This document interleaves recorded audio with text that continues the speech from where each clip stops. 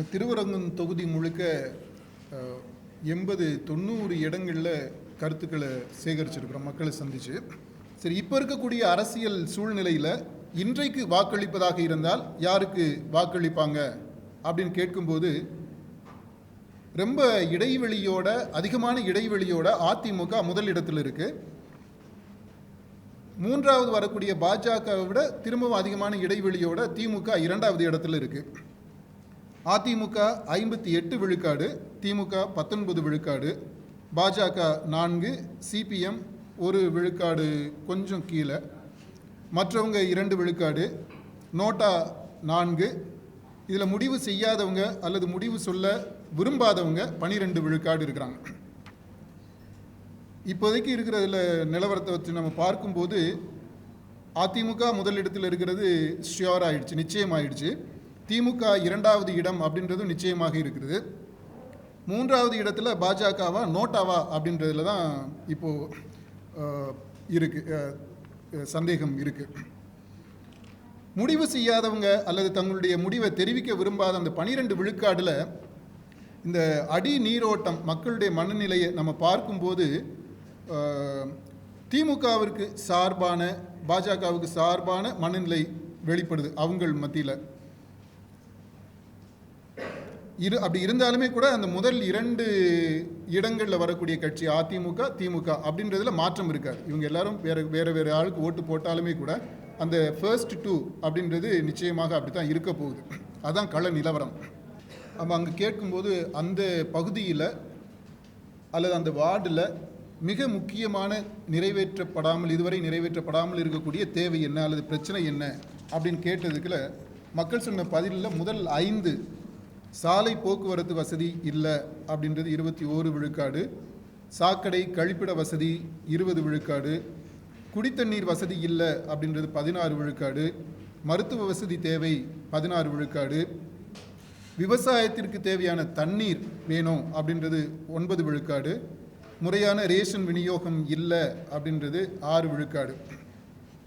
சரி, இந்த தேவைகளை நிறைவேற்றக்கூடிய கட்சி எதுவாக இருக்கும்? எந்த கட்சி ஜெயிச்சா இந்த நம்முடைய தேவைகள் நிறைவேறும் அப்படின்ற கேள்விக்கு அதிமுக வென்றால் இந்த பிரச்சனைகள் தீரலாம் அப்படின்னு சொல்கிறவங்க 39 விழுக்காடு, திமுக 14 விழுக்காடு, பாஜக 3 விழுக்காடு, சிபிஎம் 1 விழுக்காடு.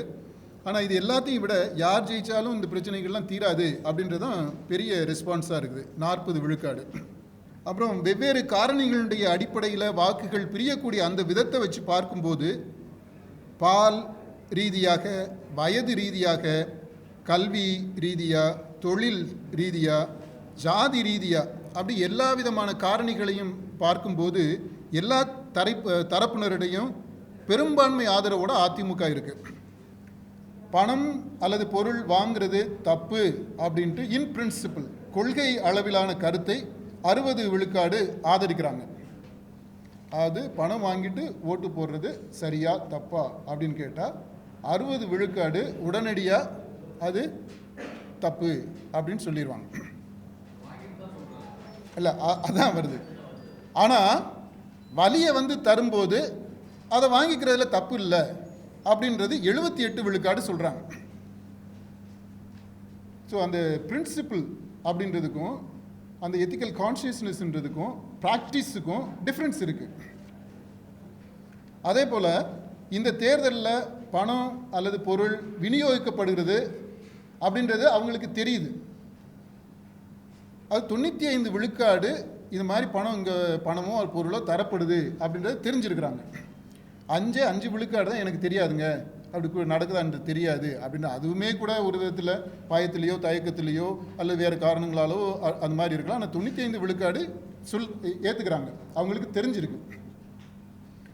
அது மாதிரி இந்த தமக்கு அவங்க பணம் அல்லது பொருள் கொடுக்கும்போது அதை ஏற்றுக்கிறதுக்கு அவங்க தயாராக தான் இருக்கிறாங்க. வாங்கிக்குவோம் அப்படின்னு சொல்கிறது 86 விழுக்காடு.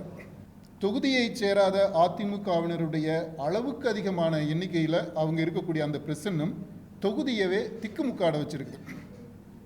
நகர வீதிகள் தொடங்கி குக்கிராமத்து சந்துகள் வரைக்கும் அந்த படையெடுத்துக்கிட்டு வரக்கூடிய அந்த கார்கள், அதனுடைய தோரணை மக்களை பிரமிக்கவும் மிரளவும் வைக்கக்கூடியதாக இருக்குது. தொகுதியைச் சேராத கட்சிக்காரர்களில் பெரும்பாலானவங்க அந்த நாளினுடைய பெரும்பகுதி நேரத்தை உண்டு குடித்து ஓய்வெடுப்பதில் செலவிட்டுக்கிட்டு இருக்கிறாங்க.